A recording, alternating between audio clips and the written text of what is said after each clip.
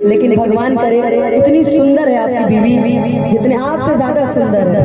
पता है आपको, बहुत सुंदर है। और भगवान करे आपका परिवार ऐसे ही खुश रहे, आपकी जो जोड़ी है युगो युगो तक बनी रहे। हम स्पीच तैयार करके आए हैं तारा बारे में, लेकिन जब देखनी नू तारा बाई भाई भुला गए सब, हम कहले बस करो अब यही कहानी खत्म यार, अब उससे आज बेटर क्या मिलेगा यार, हैं? लेकिन एगो गाना हम गइले रही, आइला हो बारात करे कि हमसे बात करे, मांगे में मोबाइल नंबर लगातार हाथ धरे, कि गोरी भूला छोड़ी बारू पापा के परिवारू, कि गोरी भूला छोड़ी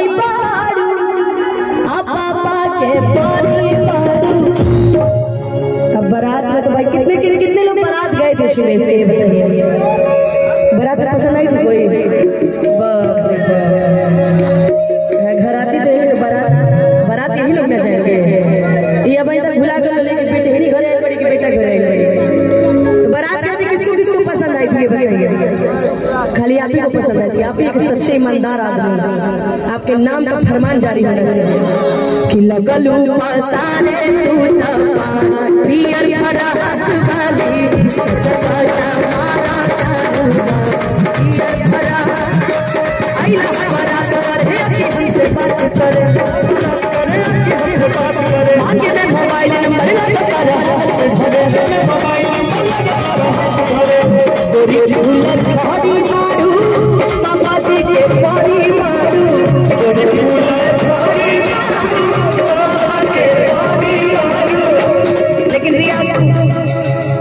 पहला देखा डांस में छोड़ा मन से नहीं कर रही है, मतलब क्या आज पेमेंट में नहीं आई तो डांस नहीं करोगी? जहाँ पेमेंट में जाती है वहाँ डांस करती है, आज डांस नहीं कर रही, आज पेमेंट में नहीं आई है ना, इसीलिए कि लगलू पसारे तू तपा पियर फराक वाली चचा चमारा पियर फराक वाली।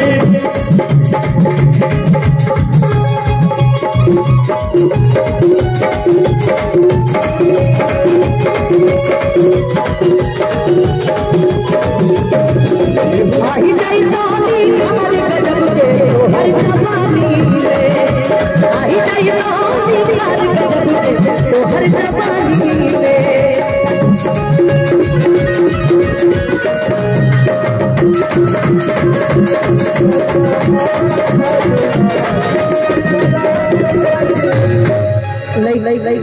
लइका कहता कि हेने हो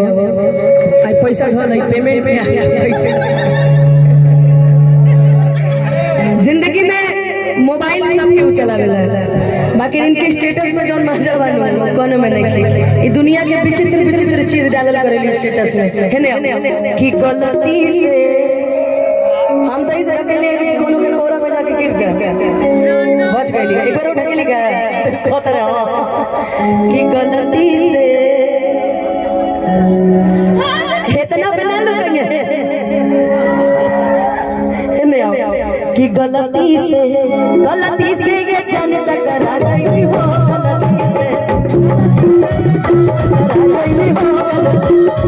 गलती से ये जान टकरा गई हो, गलती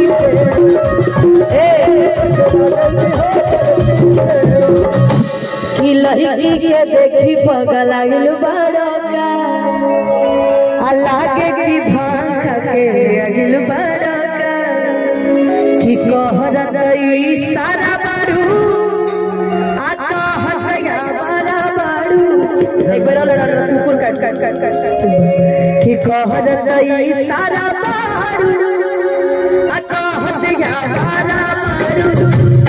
अब भड़के लो कैलो मजा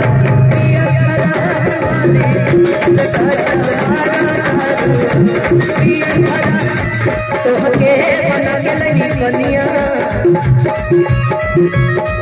तहर झेले खातिर परेशानिया, अरे धन हमरे ला महना तो बैंक में रखाई जवनिया,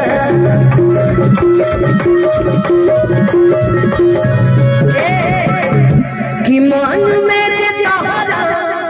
सवार रहिए राजा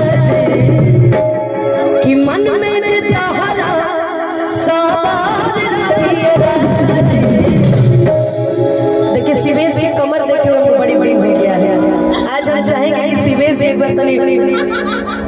ठुमका एक बार लगा दे तो हमनियों के तनी मजा आनंद आ जाता जी। आनंद खातिर लोग सब खड़ा बने हैं न तो आज के जमाने में ठंडी जहाँ बढ़ल सब कंबल के अंदर रउआ हमनी दोनों जनी खातिर में खड़ा बने जी। रुकी ना भाई तनी ठुमका का देख दिए पकड़ो यार। लेकिन ये गाना मैं कहीं अरे मैं अभी हूँ मैं गाऊंगी कि मन में चितारा अरे साबार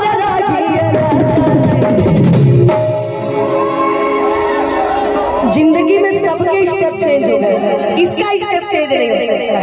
है। मतलब और कौन स्टेप ना मिला एक बेर कि मन में चितारा साबार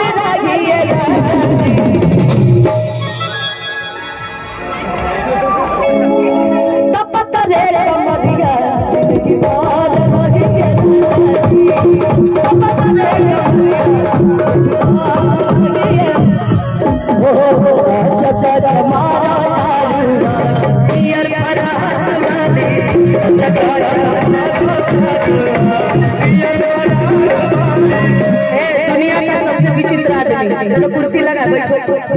चलो बैठो कि लगने में देखिए भाई जिसको बियाह शादी करना हो अब दोस्त का हो गया मम्मी को भी जाएगी कि लगने में हमर हो जा तू जानेंगे कि लगने में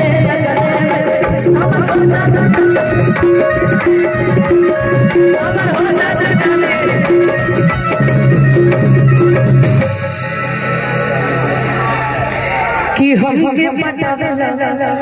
तू फूलवे से घरवाला साला एक साथ घरवाला साला कि हमके पटावेला तू फूलवे हमारा चला के रह सगुलवे से इतना खूब बेचारी रसगुल्ला लेकर भी है कि हमके पटावेला तू फूलवे से हमारा चला के रह सगुलवे से कि आगे आगे आंसू खाई है आप पीछे मेरी आंसू पाई है कि आगे आगे आंसू खाई है आप पीछे मेरी आंसू पाई है पवन के बाल हथुरा पियर रात वाली ओ कहा बाबू तू गवाज हो लगे लखन के जे सरदार हो जाने देखे टुक हम ना होई फेसबुक खाली छूटा के काल लाया फतर जिसका पेंटो मास्टर खुद बैठ के वीडियो बना रहा है का समझेगा कि जनी देखा टुक टुक आहा ना होई फेसबुक कि खाली झूठा के कामेला अब फतरे पर तोर सतरे हमारी चढ़ गतरे बढ़ले खतरे कमरिया